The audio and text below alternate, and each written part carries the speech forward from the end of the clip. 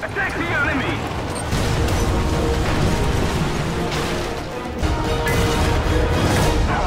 Victory is ours! Hello everyone and welcome back for another War Thunder tank battle. Today is the first really good decent battle I've had with my T-54 1951. And every time I get this spawn on Port Novorossiysk, it drives me crazy. I don't understand why you spawn at an angle directly facing towards a building, but whatever. So I was in the middle of grinding for my T-62, and I was researching the BR-412 Bravo shells for the T-51, or T-54 1951 rather. And this battle is from 6 July 2017. So you can make it to the A point on this back road here, but you've got to be really careful with your driving and hope that the rest of your team waits for you at the A point, because if they don't, you won't make it in time. You come very close to the edge of the battlefield, but you never get to the point where it starts giving you the countdown to return to the battlefield within 25 seconds or you get killed, so you can just barely make it. You can make it up this road, no problem. So as you can see, I'm following this leopard here, and way up ahead of us is a whole bunch more of our team. And multiple people already up there waiting, thankfully, so good teamwork there. The more SP the team gets, the better chance you have of all winning the battle with more respawns. And it's not just me who thinks that anymore, so that's good too. So the IS-6 all the way up front was waiting for us, and we had a bunch more tanks arriving here, and you'll see how many people get up into the capture point. Now this is kind of funny coming up. As I'm arriving in the capture, I thought for sure I was going to collide with at least one of these tanks, but somehow managed to blow through the middle and not actually run into anybody, which I didn't think was going to happen at all. But we all made it. Quite a few of us got into the capture point, so that's good extra spawn points for everybody, and it plays into our victory. So we've got the A point captured, and I love putting that bow machine gunner dude, the gunner dude decal there. I put that on the front of my Soviet tanks that don't have a bow machine gunner because it's funny.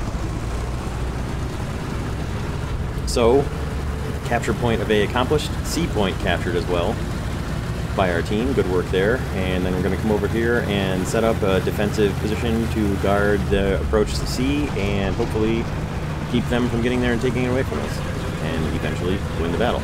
It's not specifically how it plays out, but it's pretty close. It pretty much went the way I hoped. So you can see how many people had captures there on our team. Pretty good work. So I still have the stock shells at this point. I do have parts researched, because I did parts first for my T-54, but I was working on the upgraded shells. Now you can see there's a tank turret up there that I could see on the far side of the train tracks. I wasn't sure if I could hit him on the other side of that train car, but he moved out into the open a bit, and a little bit of fine-tuning on the windage, and actually got a good shot into the side of an M46 turret for my first kill of the battle. Pretty happy there. Kind of a long-range shot, relatively speaking, for the stock shells. And we lost an IS-6 in front of me, but I couldn't tell exactly what killed him. I didn't see what happened. So, scanning over in the likely spots over there in that wrecked building complex where there's usually enemies hiding out there. Took a hit from somebody far up in the hills as far as I could tell, but didn't do a lot of damage, just yellowed a couple things out. Now, an M103 does scare me in the T-54 1951 because with any of its shells, basically, except for, well, I mean, even the HE, if you take a HE hit in your commander's hatch, you're probably going to take a lot of damage, but at least the solid shot and the heat FS shells are something to be concerned with if you're in a T-54. And happened to swing right over onto a M47 and put a pretty quick snapshot right directly into the side of him. Had a really good angle on him, thankfully, for the second kill of the battle. Backed off a little bit as I'd been hit a couple times and was marked, and decided I would relocate over a bit to the northeast and move up that road where most of our team is there, and see if I can push into that spot where all the enemy normally sits and move in and knock them out.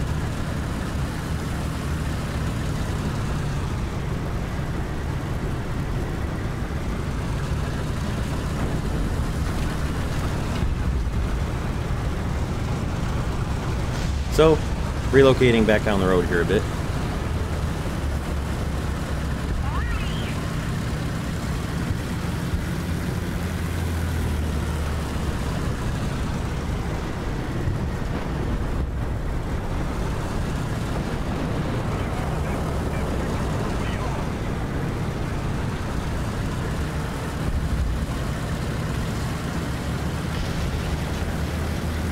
T-54 does get a decent amount of speed going. Of course, it helps if you max out your cruise control and don't accidentally only hit it up to cruise control 2, but can get a decent amount of speed going, although it is a bit sluggish on the acceleration when it's in a stock configuration until you get some engine modifications, I think. So I kind of expected it to be a little bit faster than it was, but it isn't really too bad. It of course does get slowed down rather significantly when you hit mud or sand or snow or slippery terrain, but on a hard packed surface it's not actually too bad.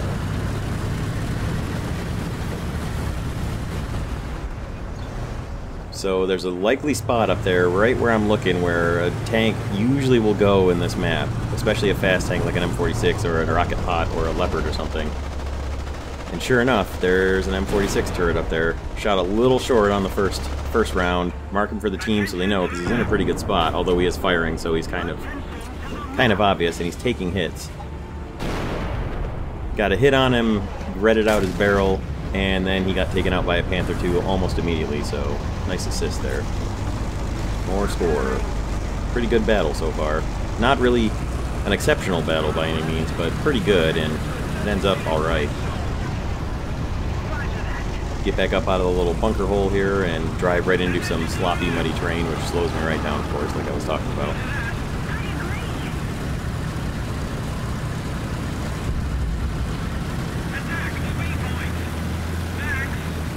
Now the team has pretty much got the enemy well back, pushed back into their spawn. They're not exactly in their spawn, which is good, and I'm heading for the B point, and here's where I hit all the muddy stuff that just slows me right down to a crawl. And just as I come around the corner here, I look over and see an M46 get a ricochet somehow off his track wheels, which was interesting. He gets hit, set on fire, and myself and a Leopard are racing to see who can get the first shot into him, and I apparently reloaded first. And got another good shot right into the side of his turret. So there's two M46s and an M47. Not exactly the most dangerous enemies that you could run into from a US team, but certainly very dangerous in and of themselves with heat rounds and the speed that they have and the rapid reloads that they've got. There's not anything to scoff at either. So thought there was no way I was going to make it to the B point, where I kept getting slowed down by this muddy muck and stuff over here, but it turns out we weren't capping it as fast as I thought, and we had to decap it first before we could recap it, so actually turned out to be plenty of time and made it in there with no trouble. Now our poor Leopard here, who just took a hit, gets set on fire, trying to aim at the guy who hit him, and I saw, and then I take a hit that breaks my track, but the guy who broke my track is the one who's destroyed and on fire over there. So I'm watching out to the left-hand side here at where the guy was who just set the Leopard on fire, waiting for him to come back as we capture. We finish the capture. My random squad mate there, Pete, Dr. Scrub, and the PT-76 comes over and actually speeds up my repair. Thank you very much. And unfortunately, our Leopard over here does not have FPE, so all I can do is comfort him in his final moments on Earth. And then when I look back, he's gone. He's passed over into the great Leopard enclosure in the sky. And for the rest of the battle, it's actually pretty quiet here. So, just mostly consists of us driving along, looking for whatever enemies are left. You guys can skip ahead to the end if you want to. I'm not going to cut this battle off just because of the chat that happens. It's kind of funny. Or at least I think it's funny. But of course I think it's funny because it was me. You'll see what I mean, if you haven't skipped ahead already. So, still waiting for that guy to pop out who shot the Leopard. I'm not sure exactly what it ever was, and I'm not sure if it got killed or moved away, or when I never did see what it was that actually hit him. So, finish up my reload. Not that I really needed the shells reloaded at this point anyways, this late in the battle, but still moving in here to see what's left on the enemy team. There's at least a couple guys left, and I'm not sure if they're in air or if they're on the ground. It's very likely that they're hiding over here, and there's lots of places over near their spawn, all these buildings and stuff. There's all kinds of places where you can hide if you're a tank, especially if you're something small like an M56 or even an M46. Turns out one of them at least is in a plane, but I'm going to still come through here and check out all the likely hiding spots I could find that I know of.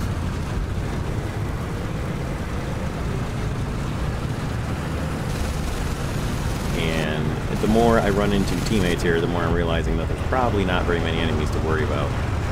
And this Leopard moving at full speed, I had no time to get out of his way. But at least he didn't really lose too much of his direction or momentum and just kind of knocked me the direction I wanted to head anyway.